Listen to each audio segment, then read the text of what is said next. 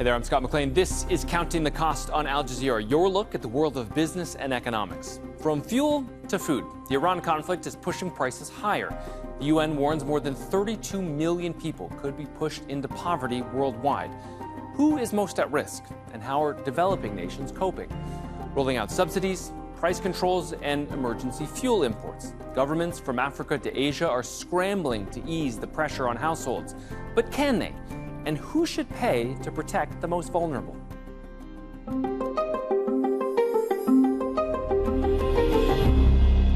Well, fuel costs more, food is less affordable, jobs are disappearing, remittances are drying up. These are the consequences of the Iran war, felt not only here in the Middle East, but in the fields and homes of Africa and Asia. Countries in the global south are particularly vulnerable to the economic fallout because of their dependence on imports from the region. The UN warns the conflict could push as many as 32.5 million people globally into poverty. That means living on less than $8.30 per day. The Iran war is weakening economies that were already fragile.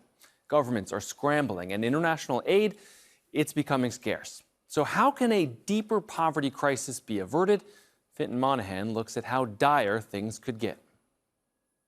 Disruptions to world trade caused by the Iran war are threatening to cause a triple shock to some of the world's most vulnerable nations. Energy supplies are becoming scarce, food insecurity could increase, and GDP growth is being cut. The UN Development Programme says ordinary consumers will pay the price, and is warning that 32 million people could be pushed into poverty if the war drags on. These were countries that were just being lifted out of poverty in the last decades, that are now in a very brutal way being pushed back due to a combination of reasons. Around 20% of the world's oil and gas supplies usually pass through the Strait of Hormuz. This has been severely disrupted by the Iran war. While richer countries in East Asia and Europe have large reserves to weather the crisis, others are more vulnerable. Many developing nations in Asia and sub-Saharan Africa that rely on imports are facing shortages. Long lines for petrol have been a common sight in places like Mozambique. People regularly find fuel stations have completely run dry. Many countries have cut taxes on fuel or granted subsidies to cushion the impact, but these are temporary solutions. And in places like Pakistan, businesses are enduring power cuts as natural gas runs low. But even for countries that can secure supplies, prices have gone up. Oil has averaged $100 a barrel since the war began, a strain on the economy that could push nations on the edge over the brink. But energy isn't the only vital commodity that passes through the Hormuz Strait. As much as 30% of the world's fertilizer inputs come from the Gulf. A major shortage could affect future harvests, reducing food supplies and hiking prices. International agencies are warning of a global food catastrophe. The clock is ticking because everything that relates to agri-food system is linked to the crop calendar. If we don't follow the crop calendar and we don't have the inputs in the time that is needed for planting and so on and so forward, that implies that producers will have to produce with less inputs, and therefore they could have lower yields, and that will affect the next season, the next half of the year, or potentially the next year. The International Monetary Fund has cut its growth expectations worldwide. Developing countries in Asia were revised down by 0.6%, while African growth was cut by 0.3%. A significant setback as they strive to develop their economies. Areas already enduring humanitarian crises are also seeing supplies disrupted and prices rising. And all of this is happening as many wealthier countries have been slashing assistance, and none more so than the United States. The Trump administration cut more than half its foreign aid in 2025. That means that organizations such as mine, UNDP and others, we will need to what we would politely call prioritize. Let me give you the unpolite version. The unpolite version means that we will have to say to certain people, really sorry, but we can't help you. Many of the world's most vulnerable people will be getting less assistance than before, just as energy and food insecurity may be approaching a crisis point. Fintan Monahan, Al Jazeera, for Counting the Cost. Well, the UN Development Programme is calling for action to protect those who are most in need. It's called on nations to raise $6 billion for targeted cash transfers. These would be aimed at helping those 32 million people in danger of falling below the poverty line in developing nations. The UNDP said some temporary subsidies on electricity or cooking gas could also help, but it cautioned that these should be limited in scope and targeted so that poorer households reap the most benefit. It warned against blanket subsidies on fuel, saying that these tend to favor richer households who consume more and that the cost of those is unsustainable over time. Food prices have already been rising since the war began. Higher fuel and energy prices have had a knock-on effect. It means higher costs for farming along with processing and transporting food. Sugar is up 7%, vegetable oil 5%, and global wheat prices rose 4.3%. Poor households in low and middle-income countries spend 65% of their income on food alone. That means, obviously, if food costs go up, it's going to hit them a lot harder. The Food and Agriculture Agency says global prices are likely to continue rising. All right, let's discuss this further with our panelists. From London, we are joined by Danny Sriskandaranja. He is Chief Executive at New Economics Foundation and was previously CEO at Oxfam GB. Alex Holmes is Regional Director for Asia Pacific at Economist Intelligence Unit and joins us from Singapore. And from Cape Town, we're joined by Jervin Naidu, political economist at Oxford Economics Africa. Gentlemen, thank you all so much for being here. Danny, we'll start with you. As I mentioned earlier, the UNDP says that, worst case scenario, the longer this goes on, you could have 32 million people pushed into poverty. And I wonder if you think that the countries that started this war thought that this was a real possibility before they dropped those first bombs. Well, clearly not, Scott. I mean, it's infuriating that here we are talking about the long-term and devastating impacts of this war when President Trump only a few months ago said that the war would be over pretty quickly and with minimal impacts. And, as the saying goes, it's really easy to attack peace, to undo peace, but really hard to restore it. And what we're seeing at the moment is, even in a few short weeks, we've seen global devastating and probably long-term impacts in the way that the UNDP is describing, rippling across the world and having a devastating impact on people's lives and making people who are already living on the brink of hunger, of extreme poverty, making their lives all the more difficult. Yeah, Alex, are you surprised by just how wide-reaching the consequences of this war have been because of rising fuel costs and because of rising fertilizer prices? Whenever you get a shock, it's always hard to know the full effects and the ripple out, the second and third and fourth order effects of something. So it's quite easy to see, the spike in fuel prices, how that's affecting people, but further down in supply chains in things like agricultural commodities and other transmission effects such as remittances, such as tourism flows, such as international financial markets, those things are harder to know in advance, but we're seeing ripple effects everywhere, really, and it's really creating a very nasty cocktail for some of the poorest nations. Jervin, you're there in South Africa. I wonder which part of the world you're most worried about here. Some of the countries that I cover specifically at Oxford, particularly East Africa, I'm really quite concerned about, particularly in the Horn. Ethiopia is one that really stands out. So prior to the tensions now in the Middle East, there were already fertilizer shortages. The ongoing conflict has made things worse. There were already concerns about missing a harvest, and Ethiopia already broadly has food insecurity. And on top of that, you've got tensions again with the Tigrayans in the north and tensions with Eritrea. So it's a whole Molotov cocktail. So I'm really worried about that, as well as Kenya. Kenya already going through its fuel shortages. There are issues there, particularly around transport. They use motorbikes really to move around. So there's already some tensions, and there were already issues around the budget last year around taxes, and now the government may look at not giving too much of relief. So all of these pressures, as the colleagues have mentioned, all build up social pressures, and we could see more unrest. But Ethiopia, particularly, I'm worried about, and Sudan, which we obviously know is probably the greatest humanitarian crisis. They're also facing severe fertilizer shortages, with the border also being closed with Chad. So it's really quite complicated in some of those countries. Okay, so on that note, and speaking of Sudan, I just want to show our viewers a graph that shows just how reliant African countries and many countries, even outside of Africa, are on this region, the Gulf, for their fertilizer. So Sudan, 54% of their fertilizer imports come from the Gulf. Sri Lanka, 36%. Somalia, 30%. Pakistan, 27%. Kenya's on that list as well. The list goes on and on. Obviously, people, Danny, don't think a lot about global fertilizer prices, but I wonder if you can just put me in the shoes of someone, say, in Africa, an average person in Africa. How is this going to affect them?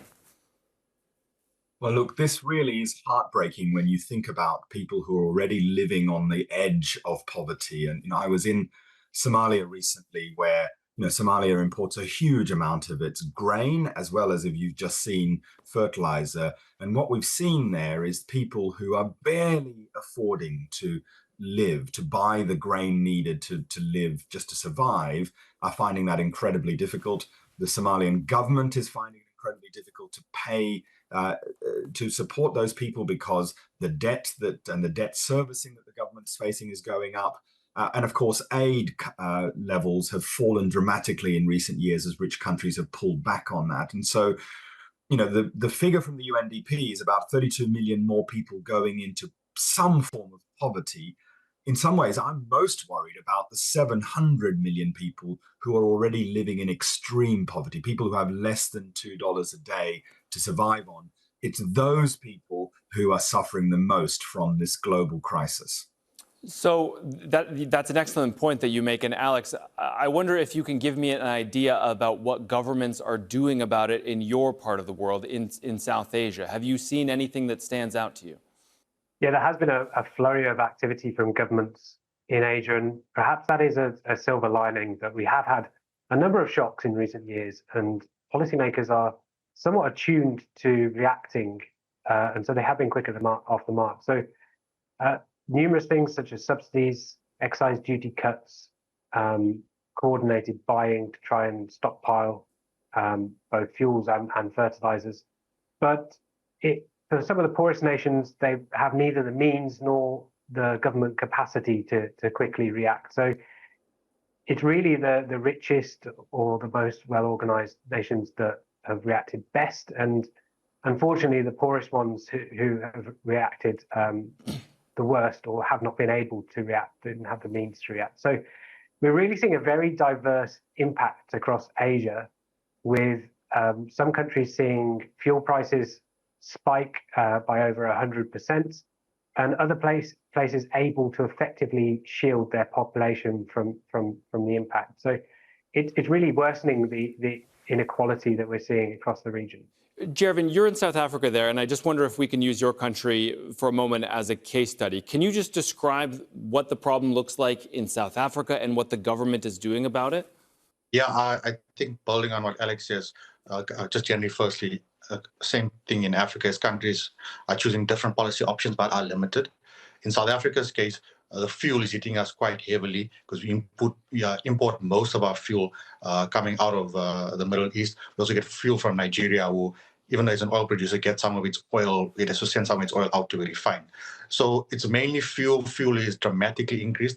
And one of the policy options, as you mentioned, it's a limited option, Scott, is that our government has reduced the fuel taxes. We've got a few taxes on our fuel.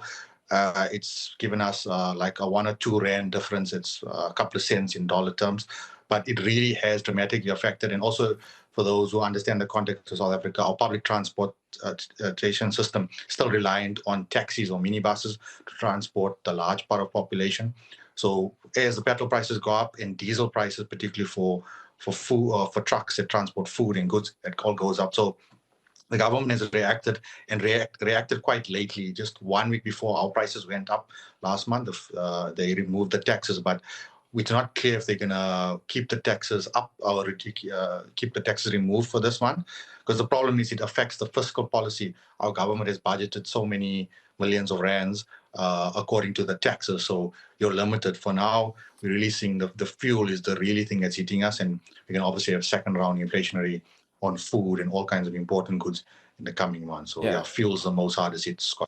Yeah, so Jervin, you and Alex are talking about, fuel subsidies, bulk buying, things like that. I've also noticed, Sri Lanka, for instance, has gone to a 4-day work week to try to preserve fuel. Pakistan is ordering half of its public sector to work from home.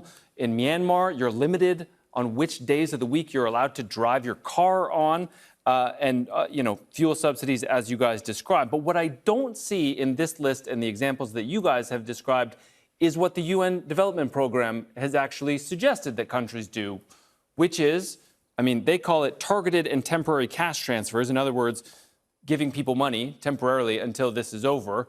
Danny, why do you think that is? Well, I think the playbook in recent times when we've had economic shocks, and remember we had the COVID pandemic, then we had the war in Russia, most countries did general things. They did things that try to sort of intervene in an energy market or create jobs or protect jobs. But what we need now, I fully agree with the UN, is much more targeted measures. Many countries don't have the resources to be able to do generalized interventions. And so, given that this crisis is going to have most acute impacts on the poorest households in a country, I think we should see those targeted examples. You know, here in the UK, where I am, many of us are calling on the government to do exactly that here too. You know, introduce subsidized energy pricing for the poorest households, introduce rent controls for those people who are struggling to pay rent. It's those sorts of measures that aren't going to cost as much as generalized interventions, but will have the greatest impacts in meeting the needs of households struggling to get by during this crisis. Alex, if you were a politician or policymaker, would you be taking the UNDP's advice and just giving people money directly?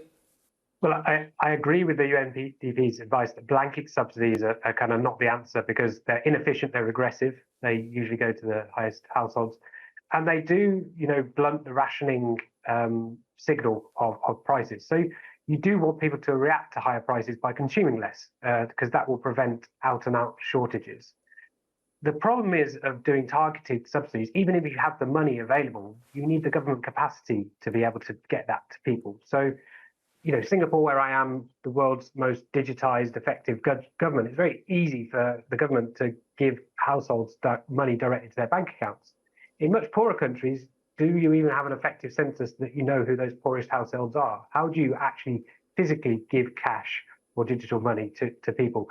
And that's really the problem. You can't do it in many places. So you have to go for some sort of in-between measure. And it's hard to react, and that means that there's less resilience in these countries. Jervin, obviously, Alex and Danny are making the point that, look, some of the poorest countries are often some of the most corrupt and least organized countries. So do you think the UNDP advice to give people direct cash transfers is realistic, or do you think this only really works in the developed world? I do agree with what Alex and Danny are saying. I think that those are better measures, but as you mentioned, I think they're more aspirational, Scott. The problem is, and I can only speak from the regions that I cover extensively, and I've traveled mainly East Africa and my experience in South Africa. As Alex has mentioned, the problem is government identifying where the money needs to go and corruption. And a simple example, you guys mentioned Sudan. How do you do it in Sudan? You've got two governments there. You've got the RSF and the SAF. You've got two parallel governments. Where would you connect with the? I think it's more aspirational, and given the governance failures, and you even asked Alex about if you're a politician, the problem is maybe politicians might think this is quite an attractive one. I just think of countries that I cover. Kenya and Nigeria are going into election years next year. It might be a very attractive policy for Tinubu and Ruto to say, okay, we'll give money out, but then it affects your fiscus. So it's a sort of like catch-22. So it's going to be very difficult in the countries that have sufficient governance failures. And if you've got war going on, like in Sudan, or tensions in Ethiopia, even the DRC, it's ongoing conflict. How do you spread this sort of cash transfer over the DRC, where Kinshasa only has control over certain parts of the country? So I think it's more aspirational. It's a better idea than blanket tariffs, but very much, in my opinion, on my coverage of East Africa, aspirational. Yeah, actually getting the money to the people who need it is more difficult than it seems. I want to read you a quote from the administrator of the UNDP, Alexander De Croo. He said this, quote, "The crisis forces impossible trade-offs between stabilizing prices today and funding health, education, and jobs tomorrow. That is unacceptable, and that is preventable." Alex, I think that you would be hard-pressed to find a person who doesn't think that this is unacceptable, but do you think that it's also really preventable? I kind of agree that it's a trade-off. We have a exogenous shock that is completely out of our control. No nation can really stop what's going on in the Middle East now, and it's learning how to deal with it. It's coming up with the least worst trade-off to protect your population, and particularly the most vulnerable amongst the population. So that's what governments across the emerging world are trying to do at the moment, trying to play their best cards amongst a very ordeal. Yeah, I want to ask you guys about foreign aid, and I want to show our viewers a graph that shows the aid contributions of G7 countries over the last 10 years. And you can see on this graph that aid contributions peaked in 2023, and then 2024, 2025, they kind of fell off a bit of a cliff, owing largely to the fact that the United States cut its foreign aid budget by well over 50%. So, Danny, I'm wondering if you can give me a sense of how much do the poorest countries actually rely on foreign aid, and how much does this drop really limit their ability to do much at all in these circumstances? Scott, can I just come back to that point about preventability as well? Because I think, it is really important to recognize that we are dealing with a human-made crisis here. It's an illegal war that's in breach of international of international law. And so, the greatest tragedy here is we're dealing with a situation that is entirely preventable. But to your question about aid, one of the ways in which the humanitarian system has been able to reduce the number of excess deaths, the sort of harm prevented by these sorts of crises, is through the aid system. And this is also a tragedy that just at a time when humanitarian need is increasing, the world's biggest donors are actually decreasing their levels of aid. And to the point we've been just discussing about how do you get cash or food to the people most in need in really fragile contexts where governments and states don't work? Well, it's through the international humanitarian system. For 60, 70 years now, NGOs and the UN itself have built up mechanisms to be able to deliver even in the most difficult contexts. But what's worrying is that those very agencies might have the ability to deliver, but they don't have the resources to pay, to secure the resources they need to be able to deliver the relief that's so needed at the moment. Danny, obviously there's a lot of debate out there about the actual effectiveness of foreign aid. I think fundamentally it's supposed to be something that's temporary, something to give to a country to kind of get them a leg up and to get their economy moving. I wonder if you think that there are a lot of countries that have maybe become a little too reliant on foreign aid, and maybe there's a better solution for them. You're right about the fact that if you want long-term sustainable economic development, then aid is not the right answer. You need to build your local markets, your institutions, skill people up and create jobs and so on. But what we're talking about are places where there are acute humanitarian crises at the moment, where this triple shock that the UNDP is talking about is making life incredibly difficult for people living on the edge. And that's where aid is critical. That's where we can save lives, even in these atrocious conditions. And that's why it's really important that we hold rich countries to account to the pledges and promises they've been making for decades to deliver that much needed aid. But I wonder if maybe, Alex, we can take the example of Zambia, which is listed in this UNDP report. And basically, the report points out that more than a quarter of that government's income goes just to servicing interest on their debt. Zambia is also a resource-rich country. And so I wonder, I guess, Alex, two questions. How much fault is this Zambia's own doing? But also, how much ability do they have to help right now, given the circumstances? Yeah, a lot of countries in Africa and in Asia are heavily indebted. And that does add another layer, because at the moment, global financial markets risk aversion is high, even though stock markets seem to have ignored what's going on in the Middle East. And that raises the cost of borrowing, and it makes it harder to fund oneself. So that is another transmission mechanism through which this shock is hurting developing countries. Now, there's a question about another form of aid could be debt forgiveness, and this is a long-running question. It doesn't seem like many of the big international players are willing to do that, and so really is going to continue to eat up a lot of government budgets, and it is another reason why they don't necessarily have the means to help their own population. And they are dependent on aid. And I would agree with Danny that there is a debate about the effectiveness of aid and whether it creates a dependency trap. Now's not necessarily the time to be having that debate. Now is a crisis, and that aid is going to have a big payoff by stopping many millions of people just slipping into the disaster. Really. Jervin, do you agree with Alex that now is not the time to be having the debate about foreign aid? I mean, what should we be debating, or what is the solution here? No, I definitely agree. I don't think now is the time. At the height of when the aid was cut, when President Trump came into office, there were lots of debates, particularly here on the continent. We were discussing a lot of this. A lot of the clients that we engage with here at Oxford were also asking about this debt trap. So now is not the time. Now is, as Alex mentioned, it's crisis mode. Let's try and get through it.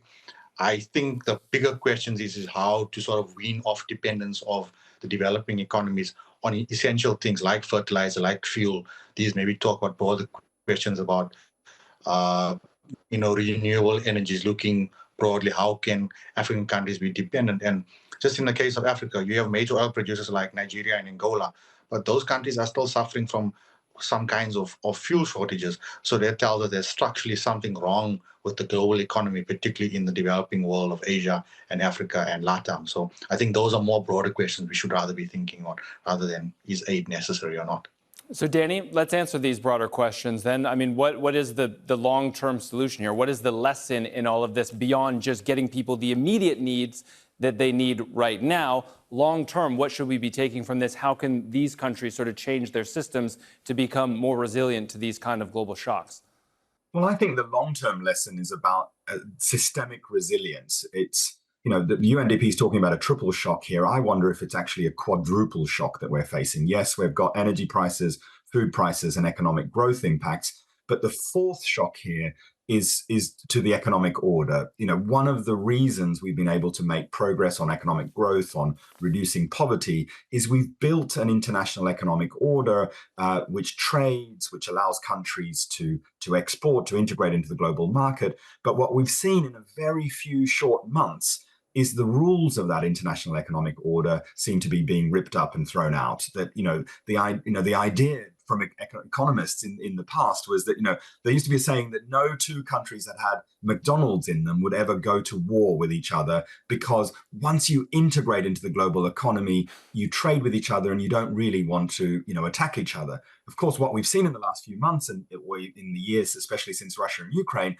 is those very rules are being ripped up. And so we need to rebuild the international economic system that's fairer, but also allows humanity the best chance to reduce poverty, to pursue a fast and fair transition. That's what's at stake here.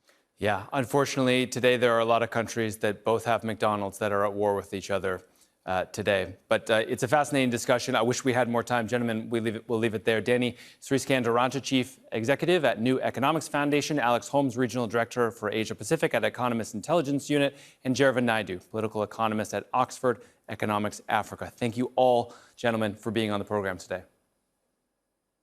And that is it for our show. You can get in touch with us on X. My handle is @ScottMcLean. And make sure to use the hashtag AJCTC when you do.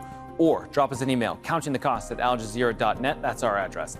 And of course, there's more for you online at aljazeera.com/CTC. That'll take you straight to our page, which has individual reports, links, and entire episodes for you to catch up on.